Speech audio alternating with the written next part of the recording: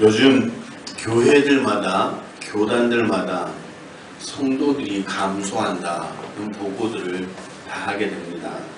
그래서 각 교단들마다 전도를 하기 위해서 대단히 힘을 쓴 것을 볼 수 있는데요. 저희 감리교회도 올해 100만 총력 전도를 위해서 함께 기도하고 교회마다 전도를 독려를 합니다. 저희가 이번에 본부에서 보내준 그 부채가 100만 전도 본부에서 보내온 것입니다. 올해 시작을 하면서 저도 우리 교회의 주된 목회 사역 중에 하나를 전도로 정하였고요. 우리가 올해 찬송을 전도할 수 있는 찬양을 선택해서 하고 있죠. 여러분들 예배 첫 시간에 올해의 찬송을 부르시면서 어떤 느낌으로 부르고 계십니까? 정말 그 전도하지 않는 책임을 우리한테 묻겠다라고 하는 그 찬양을 부를 때마다 책임감을 느낍니다. 그리고 제가 올해 설교를 쭉 한번 훑어보니까 물론 원고를 보니까 다들 삶을 통해서 전도하자라고 하는 우회적인 내용이 많았지만 직접적으로 전도하십시오 라고 했던 설교가 거의 없었습니다. 그래서 저 스스로 먼저 반성을 하면서 오늘 이 말씀이 오늘 저와 여러분들에게 주시는 하나님의 말씀이다 라는 그런 마음으로 이 말씀을 준비했고, 또 오늘 이 말씀을 전하면서 저도 역시 또 은혜를 받으려고 합니다. 오늘 우리 사랑하는 모든 성도들이 이 말씀을 통해서 전도를 해야겠다라고 결단할 수 있는 그런 귀한 은혜가 있게 되기를 주님의 이름으로 축원합니다. 그래서 올해가 가기 전에는 한 명이라도 한번 전도해 봐야겠다. 그래서 실제적으로 전도의 열매를 맺을 수 있는 그런 귀한 한 해가 되어지기를 주님의 이름으로 축원합니다. 이 지역도 아직도 예수를 모르는 분들이 더 많죠. 믿지 않는 분이 더 많은 지역이 바로 이 지역입니다. 대구에서 목회한 지 벌써 5년이 됐는데 다른 지역보다 좀 힘들다라는 생각을 사실 가지게 되었습니다. 그만큼 유교적이고 불교적인 분위기가 강하고, 그리고 상당히 보수적이어서 자신들이 변화되는 것을 그렇게 바라지 않는 분들이, 이게 변화라고 해서 좋다 나쁘다 그런 의미가 아니라 종교적인 변화를 그렇게 가져오려고 하는 분들이 많지 않다는 사실을 알게 되었습니다. 그럼에도 불구하고 오늘 저와 여러분들을 이 행복한 교회로 불러주신 것은 이 농공지역에 죽어가는 많은 영혼들을 구원하라고, 전도하라고 오늘 이 교회로 불러주신 줄로 믿으시길 바랍니다. 오늘 이 말씀을 통해서 우리가 다시 한번 결단하여서 또 믿음으로 우리의 삶의 자리에 나가 복음을 전할 때마다 많은 은혜의 역사를 경험하시고, 또 여러분들의 기도에 응답하시는 하나님의 귀한 응답을 통해 전도가 되어지고 생명이 살려지고, 이 교회가 정말 생명 살리는 일에 가장 우선할 수 있는 그런 귀한 교회, 그런 성도가 되어지기를 주님의 이름으로 축원합니다. 제가 청소년기에 저희 어머니에게 많이 듣던 말씀 중에 그런 말씀이 있습니다. 너도 새끼 낳고 부모가 되어봐라. 너가 부모 심정이 되어봐야지 지금 엄마 마음을 알게 될 것이다. 너가 애 낳고 길러봐야지 네 아버지 마음을 이해하게 될 것이다. 그렇게 청소년기를 보낸 저에게 어머니는 늘 부모님의 심정을 말씀하시면서 저에게 많은 충고들을, 또 삶의 지혜들을 가르쳐 주셨습니다. 저는 그때는 몰랐습니다. 부모 마음이 뭔지, 자식을 기른다는 게 뭔지. 그런데 이제 새 아이를 키우면서 그 어머님의 말씀이, 그 아버지의 말씀이 정말 심장에 와서 콱콱 박힐 때가 너무너무 많다는 것이죠. 그리고 그때 제 청소년기의 모습을 다시 한번 생각해보면 내가 정말 왜 그때 그렇게 어머니 마음에, 아버지 마음에 못을 박았을까 라고 하는 그런 생각과 또 죄송스럽고 송구스러운 마음이 생겨나는지 모릅니다. 어떤 심정을 가진다는 것, 저는 이것을 마음의 자세라고 생각을 합니다. 부모의 심정이라고 하는 것은 부모의 마음 자세라고 저는 그렇게 이해를 하였습니다. 이 자세가 없다면 결코 주어진 일을 감당할 수 없게 될 것입니다. 만약에 제 청소년기에 저희 부모님이 그 부모의 심정을 가지고 있지 않았다면, 그 부모의 마음 자세를 가지고 있지 않으셨다면 아마 저를 끝까지 지켜보지 못하셨을 것이라고 저는 그렇게 생각합니다. 저는 지금 아이들을 셋을 키웁니다. 나름대로 아이들이 잘 커졌다, 감사하다 생각을 합니다.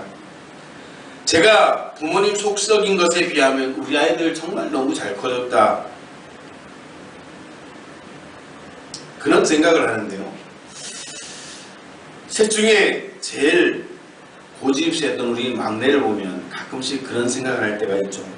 저건 내 새끼만 아니면 갖다 버렸을 것 같아요.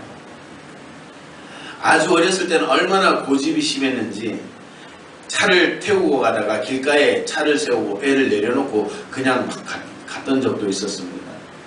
그런데 그게 결코 100m 이상을 벗어나질 못해요. 왜? 내 마음속에 부모의 심정이 있기 때문에. 제가 만약에 그런 부모의 심정이 없었다면 결코 우리 새 아이들을 끝까지 참으면서 양육하지 못했을 겁니다. 사랑하는 성도 여러분, 이 심정이 중요합니다.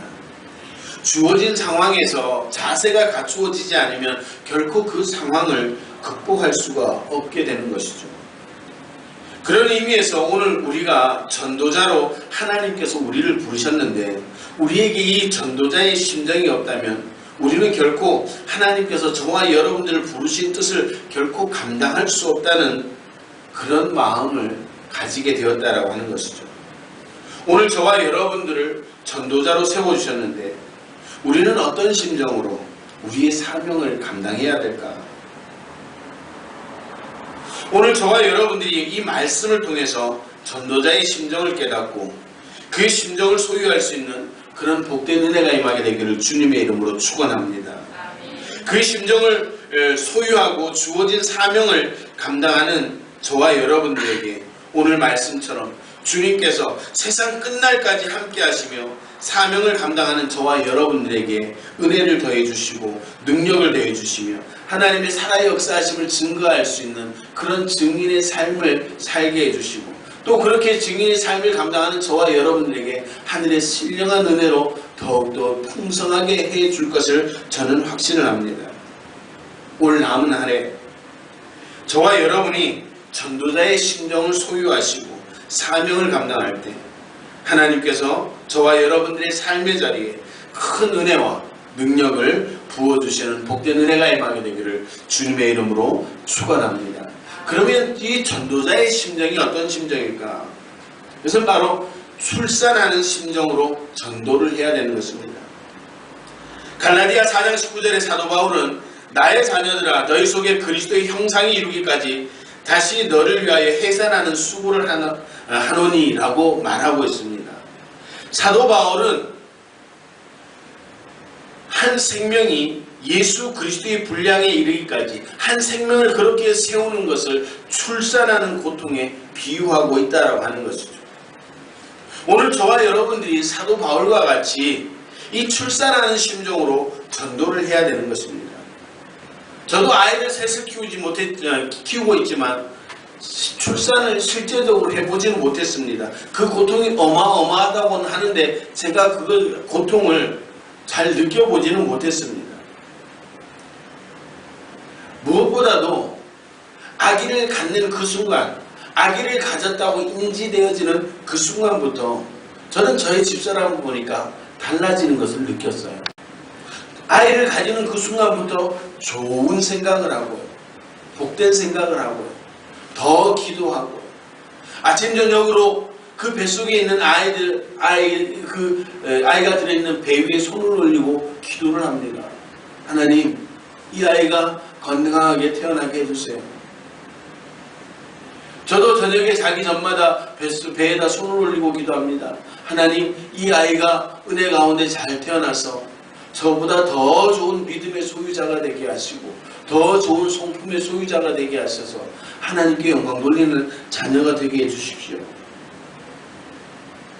출산의 심정이라는 건 바로 이 10개월을 포함한 모든 시간을 의미하는 것입니다. 현대 사회의 문제로 떠오르는 것 중에 하나가 미혼모의 출산이죠. 이 미혼모의 출산이 문제되는 것은 뭡니까? 준비 없이 한 생명을 이 세상에 만들어 태어나게 한다는 것이죠.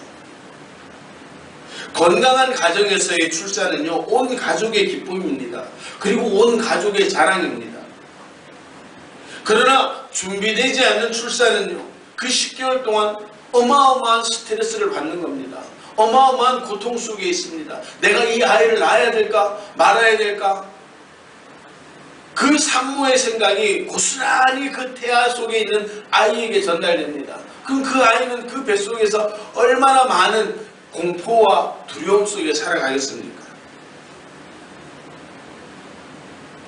전도가 바로 이런 작업입니다. 한 생명이 태어나는 것입니다. 전에는 예수님을 모르는 자연인으로 살아가다가 이제는 예수님의 은혜 안으로 들어오는 그 과정이 출산과 출산을 준비하는 그 과정과 진배가 없다고 저는 그렇게 생각을 합니다. 그런데 이 생명을 아무런 준비 없이 태어나게 한다는 것은 역시 건강하지 못한 출산과 다를 바가 없다라는 것이죠.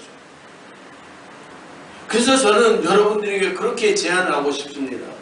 여러분들 지금부터 전도할 영혼들을 품으시기를 바랍니다. 그리고 그 영혼들을 위해서 정말 낮이고 밤이고 부르짖어 기도하시길 바랍니다. 우리 삼형제 중에서 가장 기도를 많이 받은 아이가 승아죠. 첫 아이니까 얼마나 기도를 많이 했겠습니까? 둘째, 셋째도 하긴 했지만 첫 아이들 너무너무 기도했습니다. 그랬어요. 아침에 일어나면 배에 손 올리고 기도합니다. 하나님 건강하게 태어나게 해주세요. 지혜로운 아이가 되게 해주세요. 믿음이 풍성한 아이가 되게 해주세요. 저녁에 자기 전에도 하나님 이 저녁에도 우리 사랑하는 이 태아 속에 있는 이 생명을 주님 직접 보호해 주세요. 정말 어마무시하게 기도를 했습니다. 그 기도 덕분인지 몰라도 승아는 자라면서요, 우리 부모 속을 그렇게 썩이진 않았던 것 같아요. 오늘 저와 여러분들이요, 그 한 생명을 품어서 그렇게 기도할 수가 있어야 된다는 것이죠. 아무런 준비 없이 생각 없이 그냥 생각난다고 해서 툭 던져놓는 그 말이 오히려 그 생명에겐 엄청난 타격이 될 수 있다는 사실을 우리는 기억해야 됩니다. 오늘 저와 여러분들은 출산하는 심정으로 결단하고 하나님 앞에 소원하고 정말 정성껏 기도하고 준비하여서 영적인 생명의 출산의 기쁨을 누릴 수 있는 그런 귀한 은혜가 있게 되기를 주님의 이름으로 축원합니다. 사도 바울이 출산의 비유를 통하여 우리에게 진리를 전해준 것처럼 저와 여러분들에게 영적인 출산의 준비가 있어서 준비되어진 생명을 맞이할 수 있는 은혜가 저와 여러분들이 있게 되기를 주님의 이름으로 축원합니다. 그리고 출산한다는 것은요, 양육까지 이어져야 된다고 하는 것이죠. 옛날 어른들은요 그런 말씀 아시죠? 아기가 태어나면 자신이 먹을 것을 가지고 태어난다. 그래서 출산만 하면 된다라고 생각을 했습니다. 그런데 현대는 어떻습니까? 출산과 동시에 양육도 중요하게 생각을 하죠. 그래서 아이가 뱃속에 있을 때부터 태아보험을 듭니다. 혹 잘못되지 않을까? 그리고 그 아이가 태어나면 보험사에서 출산 축하한다고 축하금을 주죠. 아이가 어떤 인생의 특별한 계기를 맞을 때마다 그렇게 보험금이 주어지는 것을 볼 수가 있습니다. 뭐예요? 그만큼 중요하게 기른다는 것이죠. 그래서 그런지 예전보다 현대의 영아 사망률이, 평균 감염률이 훨씬 낮아졌습니다. 그래서 건강한 아이 잘 키우고 있죠. 오늘 이와 마찬가지로 우리가 전도만 했다고 해서 끝이 나는 것이 아니라 전도가 되었으면 그 전도가 된 사람이 예수 그리스도의 분량에 이르기까지 전도한 성도가 끝까지 양육을 책임져야 하는 것입니다. 교회와 더불어 양육할 수가 있어야 되는 것이죠. 이 말은 뭡니까? 그 전도한 사람에게 그 영적인 자녀와 같은 마음을 가지고 본이 되는 삶을 살아가라는 겁니다.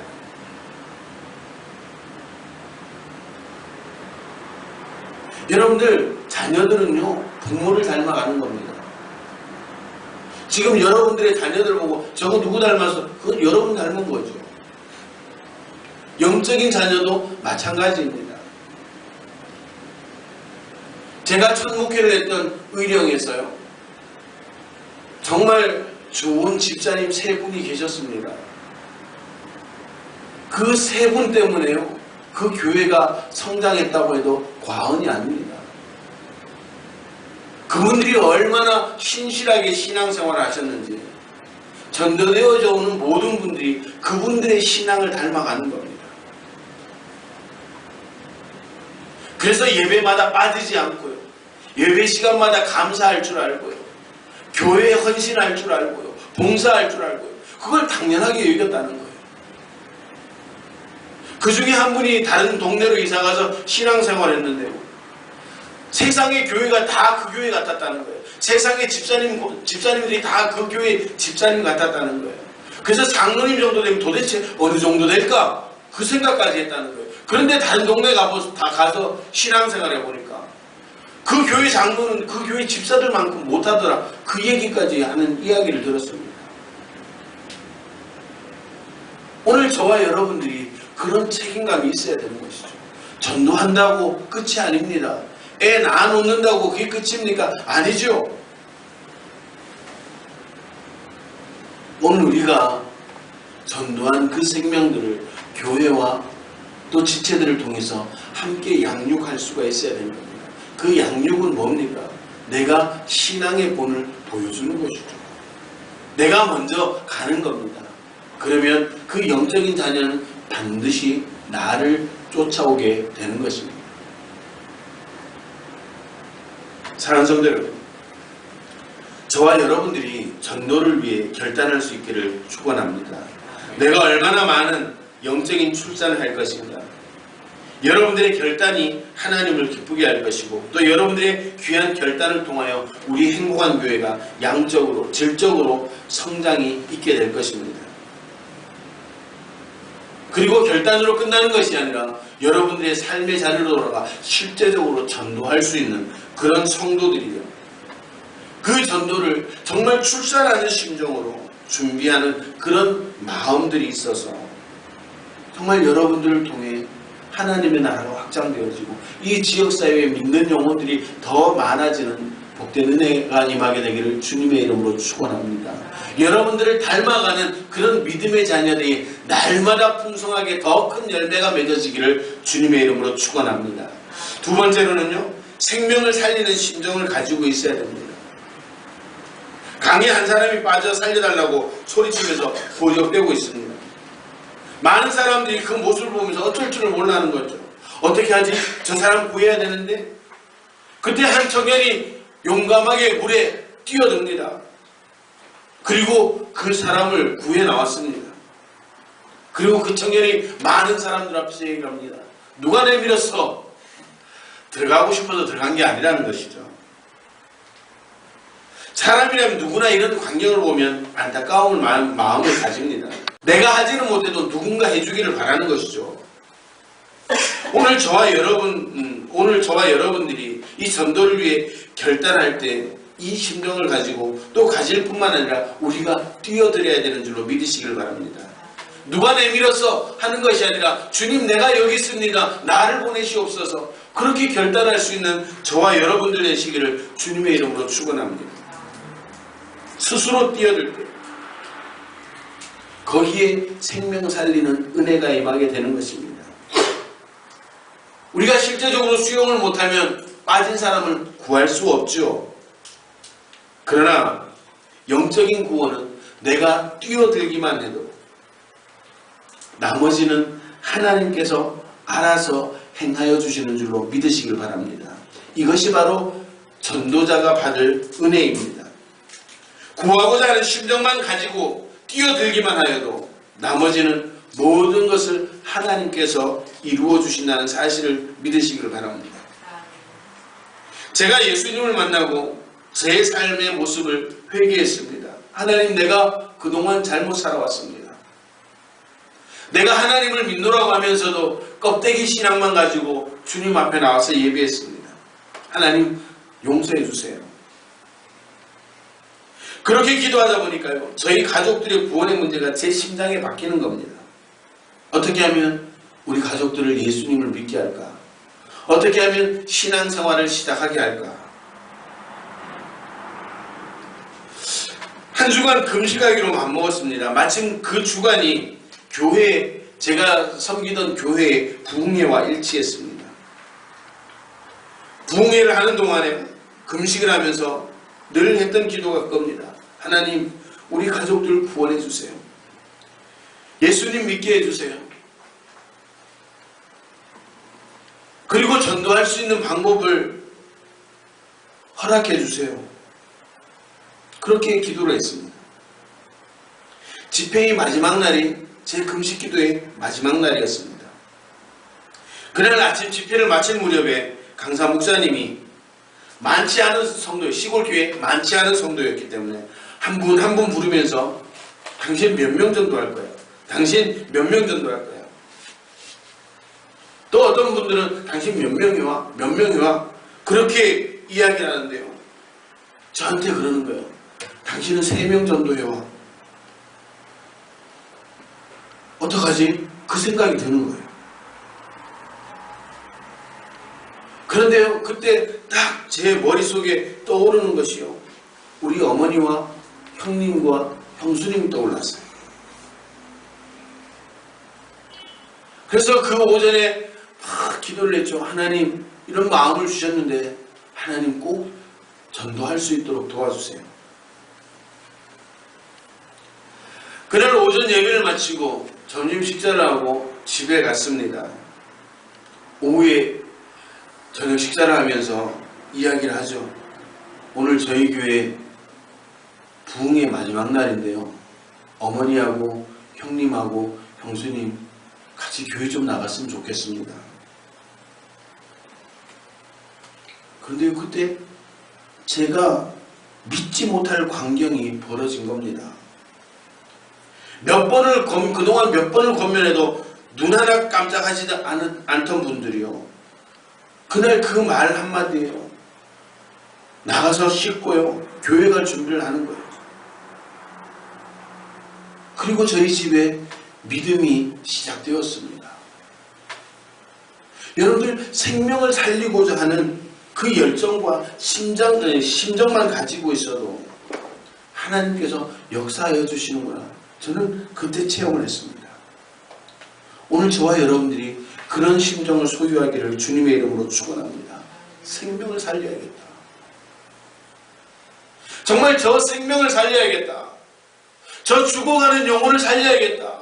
이런 절박한 심정을 가지기만 하니까 하나님이 전도의 길을 열어주셨습니다. 믿지 못할 광경이 제 눈에 펼쳐졌고, 그때부터 저희 가정에 믿음이 시작되었습니다. 그리고 오랜 기간이 지나서 저희 아버님도 교회를 다니게 됩니다.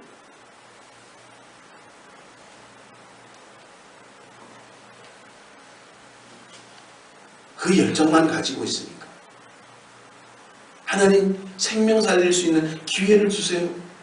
그 마음만 가지고 있어도 하나님이 도와주셨습니다. 만약에 우리가 그 생명 살리는 사역에 뛰어들지 않는다면 아마 하나님이 뒤에서 여러분들 밀어버릴 겁니다. 그리고 올라와서 그러죠. 누가 밀었어? 그러면 뭐라 할까요? 하나님이 내가 밀었는데, 그러실 겁니다.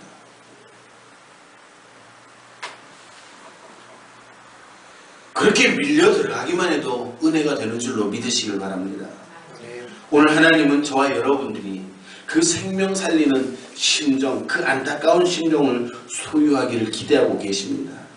그 심정을 가지고 여러분들의 삶의 현장에서 생명을 살리는 일에 최선을 다하기를 기대하고 계십니다. 사랑하는 성도 여러분, 이 지역에 아직도 예수 그리스도를 몰라 죽어가는 생명들이 너무나 많다는 것을 우리는 알아야 됩니다. 그리고 그 예수님을, 여러분들 예수 믿어서 구원받고 새 생명을 얻어야 됩니다. 그 목소리도 여전히 작은 지역이 오늘 이 지역이라는 사실을 여러분들 아셔야 됩니다. 우리에게는 좋은 기회입니다. 목소리가 작으니까 조금만 외쳐도 큰 목소리가 되는 줄로 믿으시길 바랍니다. 작게 외쳐도 큰 능력이 나타나게 되는 줄로 믿으시기를 바랍니다. 생명을 살리고자 하는 심정을 가지고 살아가기만 한다면 많은 사람들이 살아나는 그런 귀한 역사를 체험하게 될 것입니다. 오늘 저와 여러분들이 이 생명을 살리고자 하는 이 심정을 소유하셔서 생명을 살리는 귀한 일에 쓰임받는 복된 은혜가 임하게 되기를 주님의 이름으로 축원합니다. 세 번째는요, 빚진 자의 심정을 가져야 됩니다. 제가 강원도에서 신앙생활할 때요, 청년회장을 했습니다. 주일 예배는 참석을 해도요, 청년 예배 참석하지 않는 청년들이 몇 명 있었어요. 그래서 주일날마다 그 청년들을 보면 청년부 예배 좀 꼭 나와달라고, 너무너무 좋은 시간이다, 너무너무 재밌는 시간이다, 그렇게 당부를 했음에도 불구하고 계속적으로 안 나오는 청년들이 있었습니다. 그런데 어느 주일인가 한 여자 청년이 저에게 와서 이야기를 합니다. 회장님, 제가 청년부 예배를 나가긴 할 텐데요, 한 가지 부탁 좀 들어주시겠어요? 그 부탁은 자신이 그 피부 미용실을 개업을 하려고 하는데 기계를 사려고 하는데 너무 비싸서 대출을 해야 되는데 보증을 서달라는 거예요. 저는 그때 이제 직장이 있고 보증설 자격은 되었죠. 근데 어른들이 말하는 거는 형제간에도 보증 서주지 말라고 그러는데요. 입장이 묘한 거예요. 이거 보증을 서야 되는 거예요, 말아야 되는 거예요. 여러분들 서야 돼요, 말아야 돼요, 어찌해야 돼요? 서줬을까요, 안 서줬을까요? 서줬어요. 그리고 그 다음에는 제가 이제 신학 공부를 하기 위해서 대구로 내려왔습니다. 근데 어느 날 하루는 하숙집으로 전화가 온 거예요. 학원에 갔다 왔는데 하숙집 아주머니가 청년, 지금 태백에서 전화가 왔는데 전화를 좀 꼭 해달라고 하네. 그 집에 전화하니까요, 집이 발칵 뒤집힌 거예요. 왜요? 은행에서 뭔 돈을 빌렸나는 거예요. 아니요, 돈 안 빌렸는데요. 그런데 돈을 갚으라는 내용증명서가 왔다는 거예요. 이상하다 생각을 하고 태백으로 올라가서 그 내용증명서를 보니까 그 돈이 그 돈이에요. 제가 보증서 준 돈이에요. 그런데요, 빚지고는 못 살겠습니다. 얼마나 전화가 오고요. 저는 버텨내겠는데 저희 부모님이 바짝 말라가시는 거예요. 그리고 결국 시간을, 그 청년을 제가 만나서 사정 이야기를 하고 할 수가 있는데 빨리 갚았으면 좋겠다. 그리고 얼마 시간이 지나지 않아서 갚기는 했지만 그 사건을 겪으면서 빚진 자의 심정이라는 게 바로 이런 거구나. 사도 바울은 로마서 1장 14절과 15절에 보니까 자신은 복음의 빚진 자다라고 그렇게 이야기를 하고 그 빚진 자로서의 복음 전한 일에 매진하겠다라고 그렇게 말하고 있습니다. 오늘 우리도 사도 바울과 같이 복음의 빚진 자라는 사실을 기억하셔야 됩니다. 오늘 저와 여러분들에게 이 복음이 증거되지 않았다면 우리도 역시 죄 가운데 죽었던 자들이 될 수밖에 없다는 사실입니다. 하나님의 영원한 저주 아래 있는 인생들이 되었을 겁니다. 우리가 전도를 함에 있어서 이 심정을 소유하지 않는다면 우리는 결코 전도할 수가 없을 겁니다. 내가 빚을 졌다, 그 빚 빨리 갚아야죠. 전도를 하다 보면 많은 사람들을 만나게 됩니다. 그러나 그 중에는 호감을 갖고 계시는 분이 그래 많지 않다는 것이죠. 어떤 분들은 조롱하기도 합니다. 어떤 분들은 화를 내기도 할 겁니다. 그런데 우리가 이 빚진 자의 심정을 갖지 않는다면요, 이 조롱을 견뎌낼 수가 없죠. 우리를 향하여 화를 쏟아내시는 분들을 보면 실망할 수밖에 없다는 것입니다. 사랑하는 성도 여러분, 우리가 빚진 자의 심정을 가질 때 이런 일들을 기쁨으로 감당할 수 있는 겁니다. 야, 한 달 한 달 빚 갚아가는 그 기쁨을 아십니까? 집에 전해서 엄마 이번 달에 어떻게 날라왔던가요? 안 날라왔던데, 그러면 그 달은 빚을 갚은 거예요. 그 한 달 한 달 갚아가는 그 빚에 갚아가는 기쁨이라는 게요, 말할 수 없는 거예요. 마찬가지예요. 우리가 이렇게 복음의 빚진 자의 심정으로 살아가면서 우리가 한 영혼 한 영혼을 그렇게 빚진 자의 심정으로 영혼을 구원할 때 우리에게 큰 기쁨이 임하게 된다는 사실입니다. 고린도전서 9장 16절에 내가 복음을 전할지라도 자랑할 것이 없으면 내가 부득불을 할 일입니다. 만일 복음을 전하지 않으면 내게 화가 있을 것이다 라고, 그렇게 사도 바울의 고백입니다. 이 말은 뭐예요? 나는 복음의 빚진 자라는 거예요. 그래서 그 빚을 갚지 않으면 내게 화가 임하게 될 것이다 라고 그렇게 이야기를 하는 것이죠. 오늘 저와 여러분들이 이런 절박한 심정을 가지고 전도할 수 있는 귀한 은혜가 있게 되기를 주님의 이름으로 축원합니다. 결단하시기를 주님의 이름으로 축원합니다. 그래서 많은 생명의 열매를 맺을 수 있는 복된 은혜가 임하게 되기를 주님의 이름으로 축원합니다. 이제 말씀을 맺겠습니다. 오늘 저와 여러분들은 전도자의 심정이 어떠해야 되는지를 생각하고 함께 은혜를 나누었습니다. 저와 여러분들의 심령 가운데 출산하는 심정, 생명을 살리는 심정, 빚진 자의 심정을 가진 전도자들이 되어서 이 남은 한 해에 정말 생명의 열매를 거둘 수 있는 그런 귀한 믿음의 전도자들이 되시길 주님의 이름으로 축원합니다. 저와 여러분들이 힘써 전도할 때 이 지역에 하나님의 놀라운 은혜가 임하게 될 것이고, 더 나아가 전도에 힘쓰는 저와 여러분이 열방을 향해 복음을 증거할 수 있는 복된 기회가 주어지게 될 것입니다.